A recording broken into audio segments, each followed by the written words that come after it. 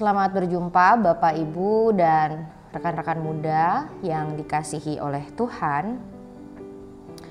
Pembacaan Alkitab dalam Selamat Berefleksi pada saat ini diambil dari Injil Matius pasal 25 ayatnya yang ke-45. Demikian tertulis, "Maka ia akan menjawab mereka, Aku berkata kepadamu, sesungguhnya segala sesuatu yang tidak kamu lakukan untuk salah seorang dari yang paling hina ini, kamu tidak melakukannya juga untuk aku." Bapak, Ibu, rekan-rekan muda yang terkasih, pekabaran Injil menjadi satu istilah yang cukup sensitif dipandang oleh beberapa orang. Dianggap sebagai upaya memasukkan orang yang bukan Kristen menjadi Kristen.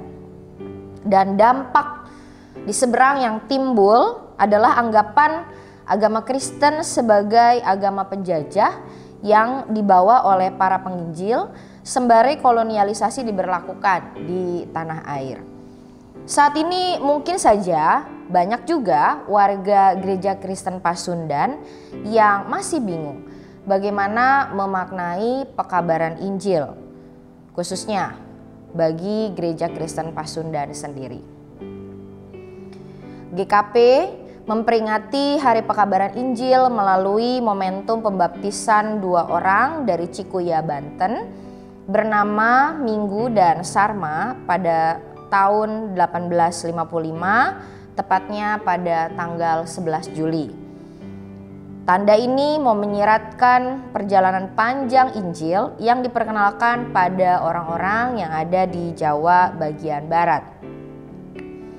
Pada saat ini kita akan melihat bagaimana buah dari pekabaran Injil ini kemudian melimpah menjadi bakal-bakal pohon berikutnya yang hasilnya membawa dampak yang utuh di dalam kehidupan manusia. Kita memaknai pekabaran Injil bukan hanya sekadar dari hadirnya jemaat-jemaat baru dan bertambahnya jumlah orang Kristen, melainkan yang paling penting, bagaimana orang-orang Kristen dapat memaknai identitas mereka sebagai murid-murid Kristus dan bagaimana menjalankan tugas perutusan dan panggilannya di dalam dunia ini. Karena itu, Bapak, Ibu, Saudara, rekan-rekan muda yang terkasih, untuk dapat menjadi pekabar Injil, kita mesti memiliki kesadaran bahwa kita sangat dicintai oleh Tuhan. Tuhan memanggil kita menjadi orang-orang yang dipilihnya, dikasihinya, diampuninya, diselamatkannya. Dan hal itu yang mendorong kita yang percaya untuk dapat hadir menebarkan kasih persaudaraan, kebaikan, juga keadilan di dalam dunia ini. Kita yang telah diampuni dan diselamatkan, dicintai oleh Tuhan, kemudian dipilih menjadi para pelayannya, menjadi orang-orang yang dipercayainya, menjadi murid-muridnya, menjadi sahabat-sahabatnya. Dan melalui kisah dan kasih persahabatan itu, Kristus juga memanggil kita untuk menjadi sahabat bagi sesama. Bagi mereka yang sakit, mereka yang lapar, mereka yang terhina, mereka yang dipinggirkan, mereka yang ada dalam penjara, dan orang-orang asing. Di dalam kisah penghakiman di Matius 25 ayat 31 sampai 46, Yesus mengidentikan dirinya dengan orang yang lapar, orang yang sakit, narapidana, dan orang asing. Inilah gambaran dunia ini yang diciptakan Allah dengan sangat baik dan saat ini sedang dipulihkan sedikit demi sedikit melalui kehadiran Yesus Kristus, melalui hidup dan juga pelayanannya. Orang Kristen yang mengikut Tuhan Yesus diajak untuk menyebarkan kabar baik ini.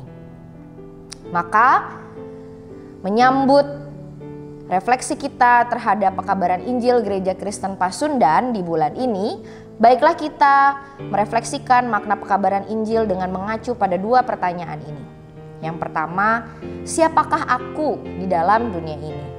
Pertanyaan ini akan membawa kita untuk terus menggali lebih mendalam tindakan-tindakan apa yang mencerminkan diri kita sebagai orang Kristen.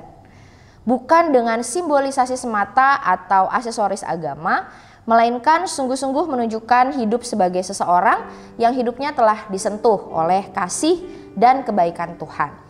Dan hal ini juga akan mendorong kita untuk menghasilkan pertobatan dalam kehidupan kita untuk terus mewujudkan kebaikan dan juga keadilan. Kemudian pertanyaan reflektif yang kedua adalah bagaimana aku dapat menebarkan kabar baik itu di dalam kehidupanku. Mewujudkan nilai-nilai itu dalam semua hal yang kita kerjakan. Hidup yang utuh, jangan berbeda antara apa yang kita ucapkan di mulut kita dengan perbuatan kita. Konsisten dan terus menghasilkan buah yang tetap, bukan semata-mata agar dilihat orang lain, melainkan dapat dirasakan hasilnya bahkan melalui orang-orang yang dekat dengan kita sendiri. Dan mewujudkan itu semua dalam proses yang terus-menerus. Mengabarkan Injil adalah bentuk pertumbuhan iman dari orang Kristen yang dewasa. Tidak pernah ada kata selesai, karena tiap-tiap orang akan memberi pertanggungjawaban dengan kehidupannya sendiri. Dan jangan kita lupakan ada peran Roh Kudus juga di dalam itu semua yang berkuasa mengubahkan hati dan kehidupan. Jadi bukan karena kekuatan dan juga kemampuan kita semata-mata. Jadi mari kita meresapi makna dari menebarkan kabar baik itu melalui identitas kita sebagai orang-orang Kristen.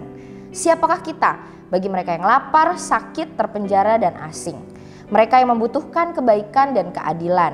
Dan bagaimana kita menghidupi panggilan itu sebagai orang Kristen yang baik? Bersedia menerima risiko. Meskipun hati kita disakiti, terluka, dibalas yang jahat, tapi kita tidak berhenti mengasihi, mengampuni, dan menerima. Marilah kita hidupi makna berpekabaran Injil pada saat ini. Sampai berjumpa lagi di kesempatan berikutnya. Tuhan Yesus memberkati kita.